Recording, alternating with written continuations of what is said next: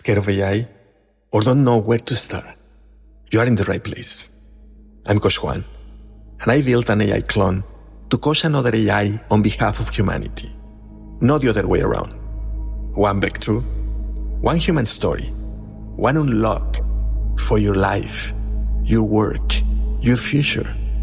Clone, you are up. Vamos, vamos.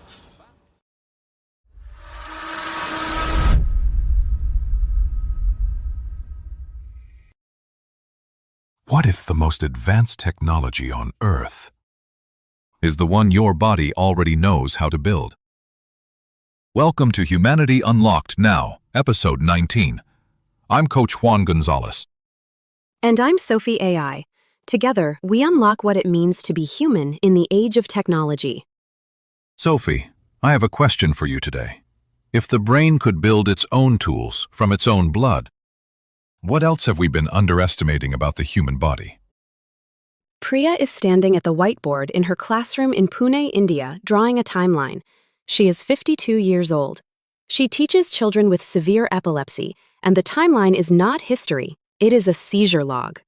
Every red mark is a moment one of her students lost a sentence, lost a thought, lost the thread of a lesson they were finally starting to understand. How many red marks, Sophie? 11. Today alone. And it is only 2 in the afternoon. She puts down the marker and looks at Arun, who is 8 in the second row.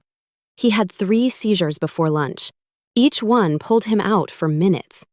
By the time he comes back, the class has moved on. The medication helps, but it does not stop them. The only thing that could stop them is a brain implant. Electrodes on neurons that detect and quiet hyperactive signals before a seizure takes hold. But that means surgery. That means opening a child's skull. Rigid metal chips pressed against tissue softer than pudding. Scarring, signal loss, and the chance the implant stops working in a few years. Priya has sat with parents in that conversation. She has watched mothers' faces when a neurosurgeon explains what invasive actually means. So she stopped bringing it up. She stopped hoping. She stopped suggesting. She never stopped hoping. And Coach Juan, this is where the story turns, because at Purdue University, a team led by Krishna Giant figured out how to grow electronics inside a living brain. Grow them, not implant them. Not implant them.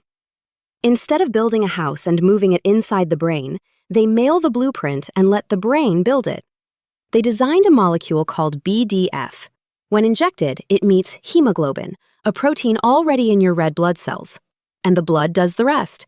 It assembles the molecule into a soft, flexible, electrically conductive mesh that wraps around neurons at the injection site. No rigid chip, no metal. An electrode built by the body's own chemistry. And it works? In mice, yes. BDF formed electrodes in the motor cortex with minimal surgery. The mice behaved normally. Their brains showed no infection, no inflammation, no overheating. And here is what changes everything. These electrodes respond to near-infrared light. Pulses of light from outside the skull can dial brain activity up or down without a single wire touching the tissue. Light from outside the skull. The researchers trained mice to press a lever. When they shone near-infrared light on the brain-grown electrodes, the mice could not perform the task. The hyperactive signals were quieted. But when the light turned off, the skill came back. The memory was intact. The brain was not damaged. It was guided. So the brain becomes the factory floor. The organ builds its own interface. And the surgeon could become optional. Not yet. The injection itself still requires a procedure. This is early research, tested in mice, not humans. How long the materials last, whether they are safe over years, those questions are still open. But Giant said something that stopped me.